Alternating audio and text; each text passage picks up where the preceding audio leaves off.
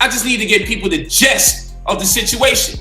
Because I ain't gonna mention all the shady stuff the police did when we were slammed to that wall. Oh yeah, a lot of shady stuff took place. But I got some other stuff that took place today.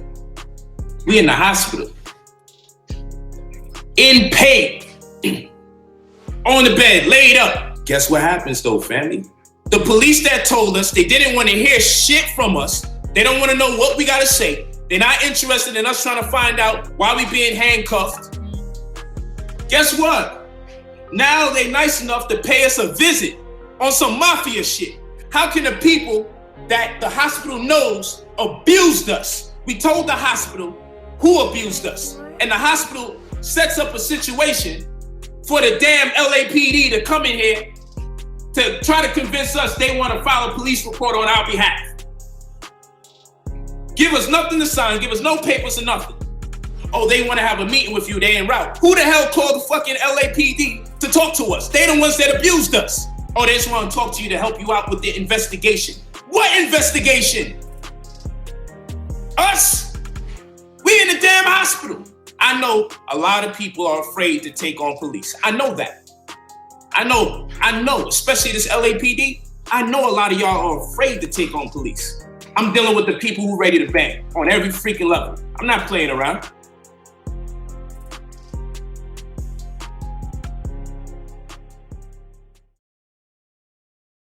Brother Polight and Victoria's confrontation with police would occur nearly 3 years after Anuket left while pregnant with Brother Polight's child. Not long after she left, her oldest daughter Renente, who at the time was 17, would leave home and move back to California to live with Brother Polight. When the mother took her daughters in the middle of the night, the daughter left her mother and ran away to go back to Polight. Renente and her younger sister Mesquinet had always been known to Brother Polight's followers as his daughters, although they weren't biologically his. These are my daughters. My daughter Renente. Since moving back in with him, Brother Polight will often post videos and pictures of him and Renente spending quality time together. Although she usually didn't say much when Brother Polight was live, on the night of the police confrontation, Renente would briefly join his live and speak her mind to people that were making fun of the situation. She'd been living with Polight for over 2 years at this time. You people were never in this situation, have never had anybody in this situation. This is not a game, this is people real life. This is people real life. Let's see how you feel if that's you, if that's your mother, if that's your auntie, if that's your cousin, and how you feel. Oscar, there is no level of turn up that's appropriate. And you will never know. Don't worry about it, because some of these people is designed to just agitate you. Some of these people are just here to rile you up emotionally and get you to commit to something that misrepresents you. Now, I'm gonna keep my cool. Because after all, we don't even know the people that's talking. Some of these people could just be hired just to sit here and agitate us while we're very vulnerable because of our emotions. After a nearly 2-hour live stream, Brother Polight will close out by vowing to get justice for the pain and suffering that LAPD caused him and Victoria. I should have known better. I can't get caught slipping like that. I should have definitely known better. But you did it to the wrong person. And it don't matter if I were to die right now. I'm seeing to it that it stopped. I'm glad I can be the one that was abused. Controversial activist and civil rights attorney Malik Shabazz would take on Polight's case against the LAPD. He would set up a press conference in front of the Hollywood Police Department a week later. Although he had been portraying himself to be a self-made millionaire for the past few years, Brother Polight would use the time promoting the press conference as another grift. He urged his followers to donate to a GoFundMe to help with the legal fees. He had set a goal of $75,000 and promised anyone who contributed to the cause that they would be paid back if he won the lawsuit. No one cares if a black woman was traumatized from the experience. Come on, look what happened. Look what happened to Victoria, man. They damn near dragged her across the pavement just to slam her against the wall. It's going to be a fight. I want y'all to know. But yeah, definitely hit up the GoFundMe. It's not a game. GoFundMe.com and type in Brother Polight versus the LAPD. Donate what you can. Put your best interest forward. Put whatever you could put in there. Do it once, do it twice, do it 3 times, do as much as you possibly can, because it does cost to organize. I do have people supporting the cause, but you may not realize what it takes to fly attorneys into town that we need.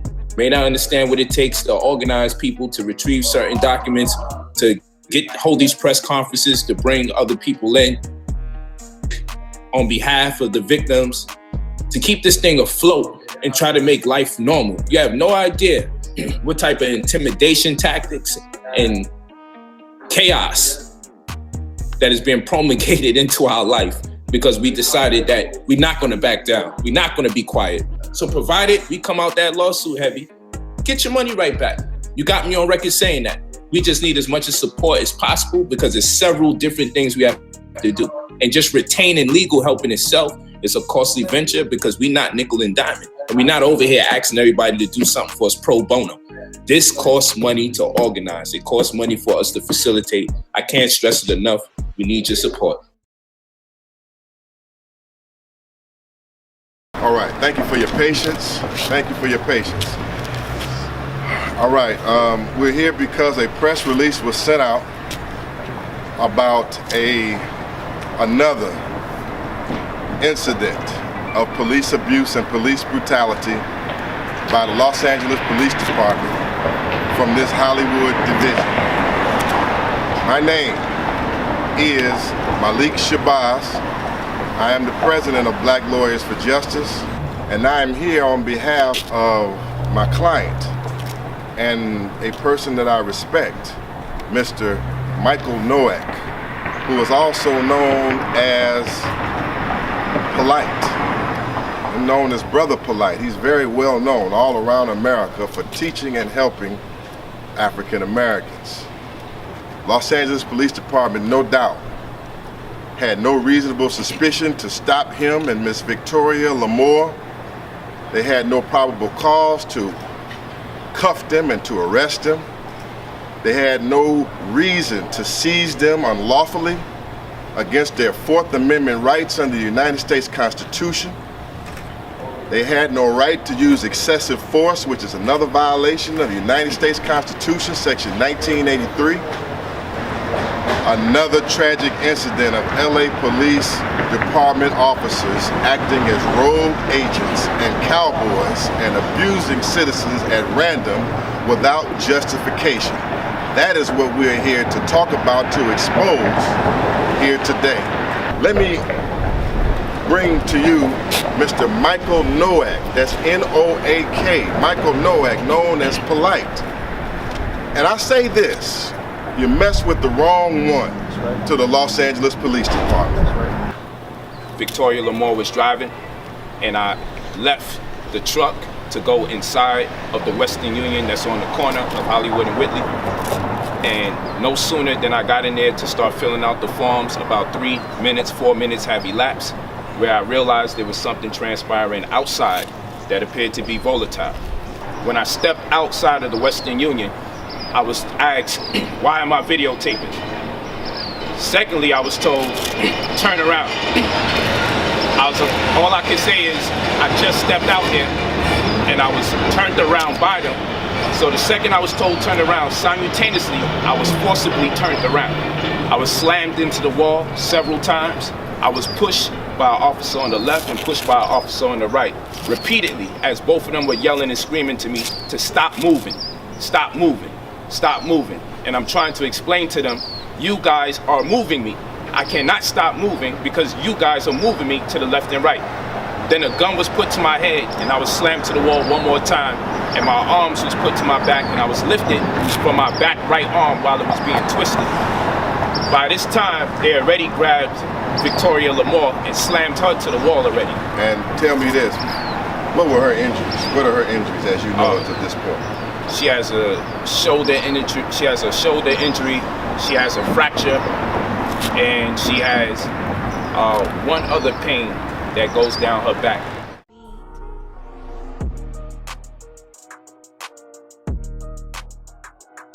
The friendship between Sanetta and Brother Polight would prove to be a rocky one at best.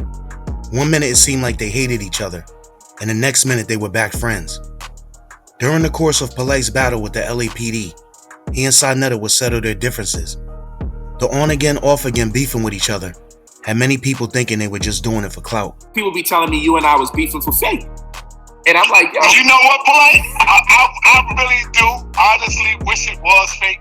Yeah, me too. Because I felt bad after me and you fell out. Yeah. So I wish it was. And you know, people, you know what I'm saying? Yeah, and people can't really see that it really be genuine because they deal with too much conspiracy theories. Throughout the course of Brother Polight's online presence, he has said and did numerous things that created controversy. One of those things was when he began praising money and calling it his God. This will ruffle a lot of people's feathers, but Polight would only double down. Y'all say I sold out. I say I cashed in. People are always beef with me when I say I love money. It's like the only thing you're not supposed to love. But all the other things that people love, it normally costs you money to get them. I'm just going straight to the source. I don't need a Jesus in the way of me going to the Father. I believe in money more than I believe in God. Walk with me, people. Walk with me. And share this video. I want you to share this video with the world so they can know how pissed off I am about God. Because y'all want to talk about frauds and scammers. Jesus is the biggest fraud in the black community. You want me to worship a God that was in control of everything, that is omnipresent during the time we was being raped, robbed, pillaged, and castrated. You actually turn around and say, I don't understand. What is there not to understand? So people talk all that. I'm religious, I'm spiritual, money's evil, the love of money is evil. I love money, and guess what? I empower my people to be able to pay their bills, to be able to do right by their children. Brother Polight would make his way to New York to meet up with Sanetta after they renewed their friendship. It was the first time they'd seen each other in person in over a year. With all the drama surrounding the fact that Brother Polight was calling money his God, there were numerous people that wanted to debate him about that topic. One of those people was a cult leader named Nature Boy that had recently moved with his cult to Mexico to escape the United States, or as he called it, Babylon. Nature Boy's teachings were all about becoming one with nature and were totally against the idea of idolizing money. Sanetta would set up a telephone debate between the two of them while Polight was at his studio. Money can't be our God. It can't be our God. Money is our devil because money replaces our morals. When we were a civil people in tune with nature, when we didn't need money, on the dollar bill is "and God we trust." When you say, we never did this before. Because remember, money's my religion. So I ain't gonna have nobody just bashing my religion like that. So if you telling me something about religion, my religion in particular, then I gotta fight for my religion. We gotta have a religious crusade. When we start saying this is what we used to do, and we never was there, and money is evil, and we exchange morals instead of currency, now I have to say, where are you getting these ideas from? Because I've never heard of it, I've never come across it, and I'm looking for a point of reference for it. I can give you a point of reference right now in this time and place because I live so close to it. I want you to look out and I want you to realize that how many species on this planet need money to live other than the human species? As thinking people, can you say, show me another species that needs it. Show me another species with the brain capacity that we have. As we are sentient beings, as we went past or transcended Homo genus and Homo sapien, once we go past those things, we become so sophisticated and so crafty, we need laws, we need rules, we need regulations. I've heard this from only black people telling me. Nature, tap out, nature, that's all, man. Hold on. I've only heard black people come up with this idea that we never use money, money is wicked. Right. But I know people are wicked. I don't know no damn dollar shit nobody. I never saw a $5 bill trip nobody. I never saw a $100 bill kill nobody. Right. Black people do this, white people do this, people world over do this. Money just be sitting there. Right. You feel what I'm saying? And if people use money for evil and it can be accredited for evil, why can't we accredit money for good? You feel me? Why can't we accredit money for good things? Good point. Go ahead, Nature. I got a question. Listen, I got a question for you. We ain't gonna get the answer. I got you. Yeah, I got a question for you, Brother Polight. Go ahead. Who owned the bank? Who owned the bank? Well, the bank that I'm running, the bank that I'm part of is called One United Bank, and the CEO is a former Black Panther. but the whole board is black. What you call African American, whom I call American Africans of the diaspora. It's called One United Bank. They're actually the biggest black bank in the world. That's where I have my money in. One United Bank. Just here to let you know, I officially set up my bank account, the biggest, best black bank in America. Yeah. This is the brother Kevin. He's so down to earth, it's amazing. And I'm imploring that everybody else set up their accounts online. If you can't make it, don't make an excuse. Let's make it happen. Black money matters. Peace. The backlash Brother Polight was getting from his followers for what they considered to be mocking God and idolizing money was unrelenting. Flocks of people began to unfollow him as a result. The backlash was so overwhelming that it compelled Brother Polight to make a public apology. So what I want to do, I want to definitely sincerely apologize to my brothers and sisters in the conscious community for my approach towards making money my religion. A serious point of contention between Brother Polight and Sanetta was the fact that Sanetta thought Brother Polight had strayed too far from his original goal of teaching and inspiring black people and had now gotten too close in dealing with white people. He considered Polight to be compromised and too caught up in the money and flashy lifestyle. Trust me, I invest in my people quite often. But what people are doing is not fair, because I don't get on people's case for working for the white man. You do know if you work for the white man, you're making him way more money than any amount of shirts, pants, or sneakers I could buy throughout the year. You're destroying black America, not me, and I'm not mad at you. My perspective of the world, people, and politics is going to change. And that's what people have to understand. I've been so many different places. You know, I've been to Egypt, I've been to Israel, I've been to Ethiopia, I've been to South Africa, I've been to the Bahamas. Business partner, you know how to get to the money, this guy right here. Ain't no game. Fellow New Yorker, out here in the Bahamas. Oh man, Brother Polight in the house. Hey, my brother, man. As much as I would like to lie to my people and tell them that white people have been disrespecting me everywhere I go, world over, and they're all evil, I would love to tell people that, but I can't. You understand what I'm saying? I have to be honest and say, you know what? I had some of the worst things done to me by my own race. Now, of course, our teachers who don't travel much would like to say, you know what? Oh, the cracker got his mind. Oh, he think because he got some Beverly Hills money that they're gonna change on him. Look, they're gonna take his house. This is what they prey on. They prey on my demise because my mind is open.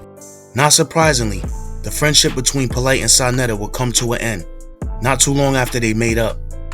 The split would come after a heated discussion in which Sanetta felt Polight was being extremely disrespectful to the same people that helped him get in the position he was in. People are acting like my children are gonna be missing out on something if I leave the neighborhood. So I could give them a tour guide of how we look at our worst. I see crime where I used to live. I walk by the drug dealer. I walk by the gang member. You was a part of the problem at one time. You were a crip. You were a gangbanger. You were one of the dudes that was representing your colors, brother. You was one of the dudes that was busting your motherfucking gun in the community with the old ladies running and the babies grabbing. So now you doing your shit, and then you want me to continue doing that bullshit? All my cases come from being amongst degenerates because I don't need a degree to survive in Brownsville. I need animal instincts to survive in Brownsville. So nigga, I had to be in my animal bag. It's the only way I could survive. Now I'm out. Now I'm saying, yo, yeah, we animals in that motherfucker. You just turned our motherfucking people into fucking savages and animals, brother. I disagree with that, man. Why are you so afflicted? Are you the degenerate I'm talking about? You niggas is living in this shit and you done got so used to it, I sound like I'm speaking a fucking foreign language. I can leave anytime I want, but shit, I know where the fuck I'm gonna go, how the fuck I'm gonna come. I love doing what I do here. I love getting them. Brother, I'm outside. I'm not amongst a bunch of motherfuckers that's killing all around me where I'm at in my hood. I'm not moving far away from my people around no fucking crackers like they better than us. Man, you know how many good neighborhoods they got in Brooklyn? See, you can move. Just go about your business. But don't turn around and say, yeah, them niggas there and they this and they that. You can't do that. When you do that, that's when you get the backlash. Fuck that shit. Fuck the ghetto.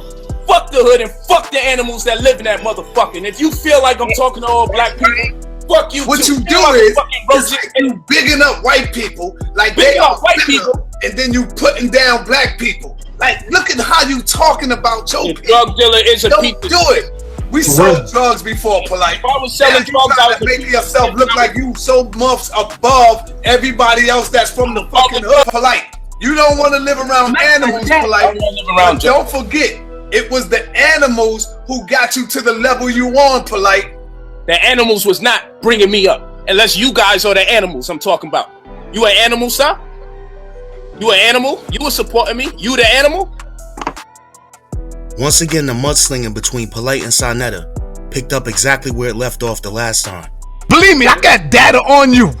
But see, what you say about me is all good. I don't give a about that. But the shit I got on you is real shit, Polight. You don't want to go there. Sanetta would take a few subliminal jabs at Polight's wives and Renente as well. Brother Polight would claim that the real reason Sanetta was mad was because Renente was supposed to fix his credit, but she never got around to it. You're too niggerish. You don't know how to do nothing without being negative, man. Nothing. You don't even know how to let your brother part his way without being negative. You mad negative. And I don't want to deal with the negativity. You can't get the house you want in another neighborhood to get out the hood. So you can move to the Bronx, but you can't get the house because your credit sucks. So after you betrayed Brother Polight X amount of times, you still came to me for help. And Brother Polight said, okay, go to my daughter. She does that? Yeah, that's what she does. I got the proof too. So I dare you to lie. I dare you to lie. I dare you to lie and say you ain't beseech my daughter to get your credit score fixed. And then you turn around, you get at that young sister because you mad at me? There's no excuse for that. She ain't did nothing to you. You should call my daughter so you could confirm if she actually cried because you was talking about her. This is the same daughter that was going to fix your credit when you asked. This fool don't know when too much is too much. Leave my fucking children alone. Leave my wives alone. You got a problem with me? Talk about me. For me, I got to see the challenge on it. I wonder if I could survive this chaos. Now I know I can, so it really don't bother me. But you're just going too far when you start talking to my children. My daughter got to call me crying like, yo, da-da-da-da. People call me out, yo, what's up with son? Now you talking about your children? Okay, cool. Fuck you, Polight. Ain't nobody scared of you. I know you's a bitch because I seen the bitch in your eyes when Captain Tazoriak told you to cross the fucking line, nigga. So you ain't scaring nobody. If you want to cross the road, cross the road. That's what you do. Don't sit here and talk shit like what's gonna pop up, what's gonna do this. If you're gonna cross the line, cross the line. Otherwise, get the out of here. That's what you do. You don't sit here and disrespect my brother. Who you gonna get? You gonna get your Crips, nigga? Who you gonna get? I'm outside every day. You're not scaring and you're not bullying nobody. Talk about the scamming, nigga. What you mad at? You mad because I came out and denounced your bitch ass? You mad because I came out and told the people that you were scamming? What, I wasn't supposed to say nothing? Huh? You mad at that? Polight. Don't make me do it, bro. I'm trying to hold back. And you know what I'm talking about. I told the people that you are a habitual liar. So you go on to say that Sanetta talked about your kids. Who are you talking about? I never talked about my aunt. Get one video, I would never talk about my aunt. Why in the hell would I talk about little my aunt? You ain't talking about Tashia, right? You ain't talking about her, right? You ain't talking about Tashia Barnes, right? I know you ain't talking about her. I knew her before you, Polight. You ain't talking about her, right? The one you call Renente, you ain't calling her your daughter, are you? When the situation happened where the young sister left her mother to be with Polight, Sanetta gave specific detail. He even called her real name. Don't do it. Don't make me do it, huh? Little Dr. York, don't make me do it, little Dr. York. You ain't talking about her, right? The one that you call Renente, huh? That ain't your daughter. Cut it out. Don't make me bring her sister right here in front of me. Her sister is my wife's cousin. She ran away from home to be with your bitch ass. Brother Polight adamantly denies Sanetta's insinuation that he and Renente were having a sexual relationship, and he vowed to get back at him for spreading the accusation. If I'm gonna get bigger and bigger in what I do, if I'm a stride and have higher aspirations, it comes with the territory that people are gonna say negative things. So I just accept it for what it is and I live my life. I don't watch it. I don't want to be negative by it. I don't want to be consumed by it. I don't want to be cursing people out left and right and talking about their wives and their children. Get as disgusting as they get with me. Get that with them. I don't want to do that. So I'll let them be. But the stuff that's being said is ridiculous. It's crazy. Oh man, you over 50 years old and you want to play a young man's game. You want to play a young man's game and somewhere in your brain, you believe, oh, he ain't got nothing on me. Bro, I'm the closest to you than anyone else in the community. I'm closer to you than anybody else in the community. And if how many times has the community seen you betray me? You think that each time you betray me and you come back, you think I don't start collecting data? You think I don't have a level of anticipation for you to do it again? You want to talk about me? Fine. You want to do it 2-3 times? Fine. But what I'm not going to allow you to do is blatantly lie. You blatantly lied on me several times. You violating my wives and violating my children and lying completely on me. It's disgusting. So if I respond the way I respond, I just gotta respond. Real talk. So gloves gonna be off. But one thing I'm not gonna reduce myself to these silly Negroes on YouTube that say too much and do too much. So this is what I'm just explaining to some people who like, yo, I want you to say something, I want you to respond, but I want you to understand all responses are not due a YouTube response. Because the level of accusations being brought to me, I gotta deal with it on a certain level. And it won't be like the kiddie YouTube stuff where, oh, he said something bad about me. What I'm gonna do, I'm gonna up the ante and I'm gonna talk about his children. This is not that. This stuff is way too serious at this particular point. It's not that. So unfortunately, family, I can't give you the vintage Polight YouTube vibe because it's beyond YouTube. And these Negroes is silly. They like, yo, I dare you to respond. You think after everything you said, I'm supposed to just be doing YouTube responses to rebuttal the things you said? I'm a rebuttal it, all right. I'm a rebuttal it, all right. Surprisingly, Sanetta's allegations against Polight didn't cause too much of a stir within the conscious community. In a matter of about a week, almost nobody was talking about it anymore. During the time him and Sanetta were beefing online, Brother Polight and Victoria would fly to Ohio, where Brother Polight had a speaking engagement that was set up by independent filmmaker Marianne Lorient. Brother Polight and Victoria would also make a cameo appearance in a movie Marianne was filming at the time titled Caleb. Okay, well, I'm done. Thank you. Is everyone in the office? Yeah. Okay, when Ms. Hilton gets here, come and get me personally. Don't call. Yes, ma'am. Okay. You can walk your ethical behind right out of my office, Edward. You must be crazy if you think I'm gonna give a walking corpse a $400,000 recording contract. Look, I can see where this is going. Why don't we all just calm down? We're not enemies here. For the next month or so, Brother Polight will be out of the spotlight and totally avoiding any new controversies or scandals. But during his trip to Ohio, he will learn of a housing development being constructed out of shipping containers not too far from his hotel where he was staying in Columbus. We are talking about the Cargominium project going up on Old Leonard Avenue. That's where NBC4's Ted Hart is live tonight with an inside look at some new apartments there made from old cargo containers. Ted? Well, and Ellie, it's already beginning to take shape. You can see 54 shipping containers that have now been stacked next to and on top of each other, creating the framework for a new 3-story apartment complex. It's basically a prefab 17,000 square foot structure. Typically, to frame out a structure that large, you are looking at over 3 months. What you see here was done in 5 days. And developer Derek Pryor says that's a huge savings in construction costs. This project was the dream of Michelle Reynolds, founder of Nothing Into Something Real Estate, a nonprofit housing organization that until now had focused on old blighted homes. But Reynolds says turning shipping containers into apartments fits with the organization's Nothing Into Something mission. If they look somewhat cold and uninviting now, Just wait. You're going to have warm finishes. You're going to have hardwood floors. You're going to have bright colors on the walls. So they will not have a feel that you're living in a box. A few days after flying back home from Columbus, he would make another trip back there and attempt to pull off one of his biggest scams to date. The first stop is Ohio. So we got some work to do. I got a development going on over there, or several, for my real estate company. So we're building a library and apartment building there, and we're going to take you there live. And guess what? We're going to actually be working. We're going to put some boots on the ground. We're going to work in that cold. We're going to be in the mud, the gloves.